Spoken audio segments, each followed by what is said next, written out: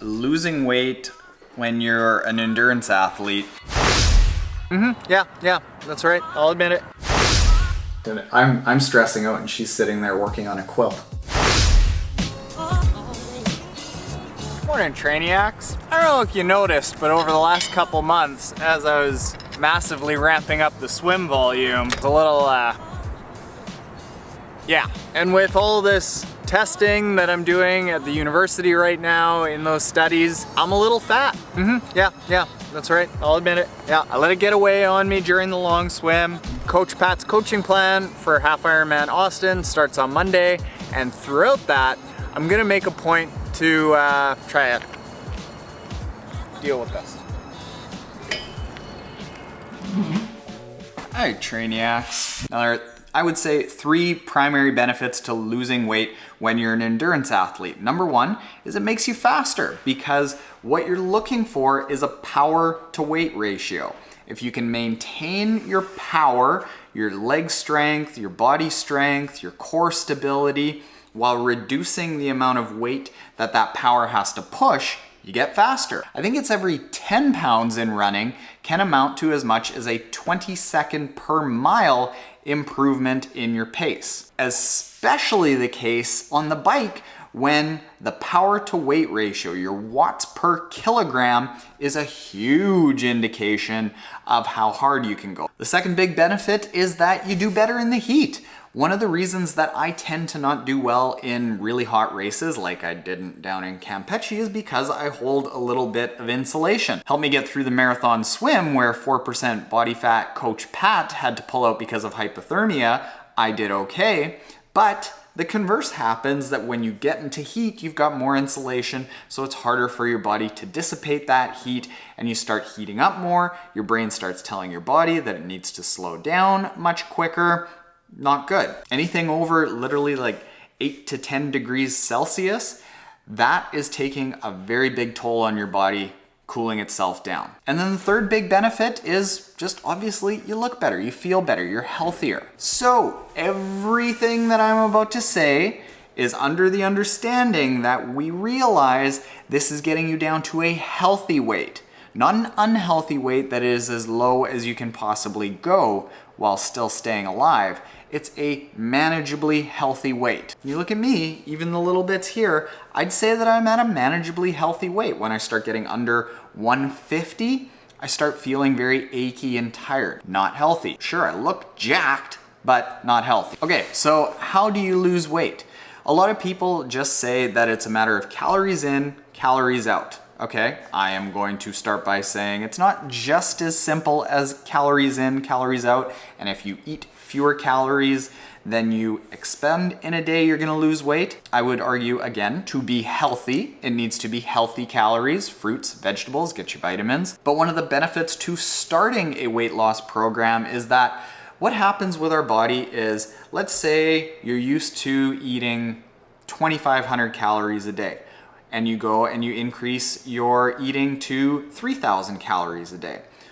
Even though 3,000 calories a day might be more than some calculator tells you should be eating, your body will go and adjust and it'll start trying to burn more.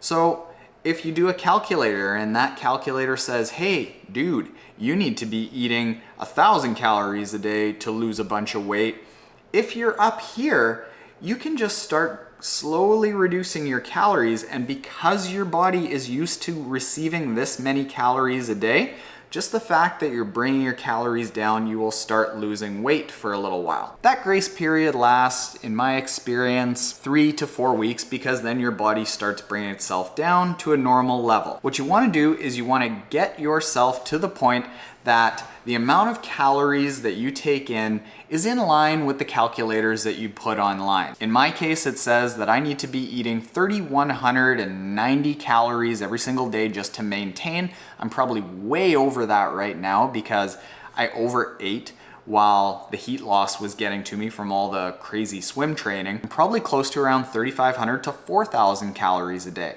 Right now, I'm just bringing it back down to around 3,500 and 3,100 to bring it in line with that recommended allowance. And once that happens, then to continue to lose weight, there's got to be a caloric deficit. Oh, and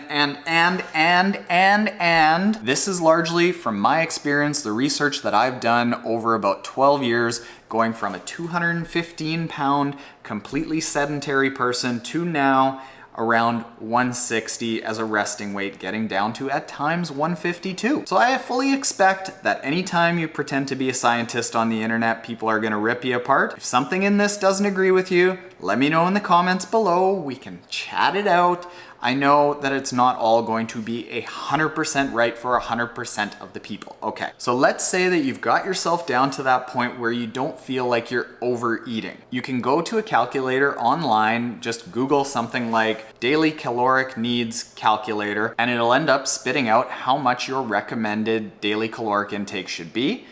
A safe amount to reduce your caloric intake is around 500 calorie deficits per day, amounting to 3,500 calories over the course of a week, which 3,500 calories amounts to 1 pound lost. And losing 1 pound a week is very healthy, very easy, very sustainable. However, I wouldn't recommend that if it does feel like dieting and you are constantly like reducing the amount of calories that you need and it doesn't feel good, you can diet for a little bit, bring it down, and then come back up. Because like I said, if you bring your caloric intake down here, your body's gonna adjust, and all of a sudden, it's not gonna be dieting anymore, and you're gonna stop losing weight. So going in between that, for me, say 2,500 and 3,100 calories, up and down, as I constantly try to refresh the metabolic rate that my body is burning on a day-to-day basis.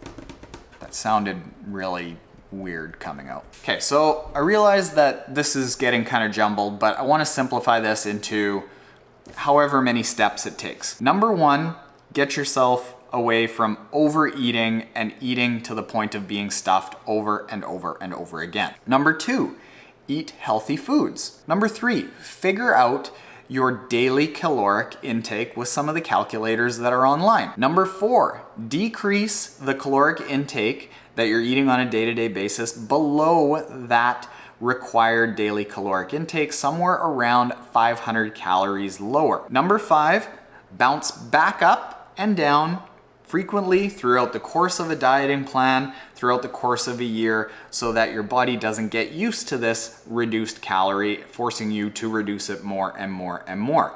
You kind of want to keep going up and down around that recommended daily caloric intake so that you don't start messing around with your metabolism. And you know what? This is probably going to need to be a multi-part series that I do over the course of quite a while, fully knowing that the answers to how to lose weight is extremely complex, but this should help you at least with an idea of like the big picture of it. And with that, I have to get home and prepare for our very first podcast. So how this is gonna work is I'm gonna sit there, no Triathlon Kim is gonna sit here. We're gonna put these excellent looking Madonna headsets on. And then our guest, who I've referred to in the past as Schmiley, is calling in on Skype. Our headsets are gonna go through this mixer so I can monitor our levels. And then on Skype, we're gonna use the Skype call recorder, mix everything together, split out all the tracks, make it sound phenomenal. And that's how you make a podcast, I think. I don't know, it's my first go. Audio, 1, 2, 3. Damn. Hello, Mike. Taren, how you doing, buddy? Good. How are you? What was going on through your mind as that race was unfolding between... You know, for someone who wasn't there, I envision that race as larger than life, even though I'm sure the... Like, what rivalry this year would compare to... Well, Mike, I think you've managed to prove everyone's mother wrong and figured out a way to play for a living. Well, like we said, you got to stay with it for at least 5 more years, so Taren has a chance to train up, get 5 hours faster, and qualify for Kona. That is the next goal. All right. No, this is a new thing for him, right? And that's why he brought me on board, because as I mentioned, I do this for a living, as you do. So it becomes very natural, but for a new person... Oh, Mike, you should have seen the other day we were mapping this out, or I wanted to map it out. And Because Kim he was said sitting, we need to sit down and talk about this. I was like, talk about what? yeah, We'll Kim just was go talk sitting to there him. knitting, and she's going, well, no, we just talk. And I'm going, I can't just talk. I'm too nervous. I need to know what we're going to talk about. And I'm stressing out, and she's sitting there working on a quilt. So there it is, Trainiacs. That is episode recording number 1 done. As I mentioned to Mr. Schmiley, we're looking at probably about 3-4 weeks once we get about 4 or 5 podcasts in the bank. And they're going to be Cracker Jacks, pistols, Don't call it pistol. dynamite. That's better. If you want to be in the know on when they come out, where they're going to be, because I don't know what the URL is going to be, go to triathlontaren.com/podcast info, put in your email there, and then when they start coming out, I'll say, hey, there's a podcast out. Go check it out. You'll probably hear about it a lot, though, in between now and then. All right. Thanks, Trainiacs. Later.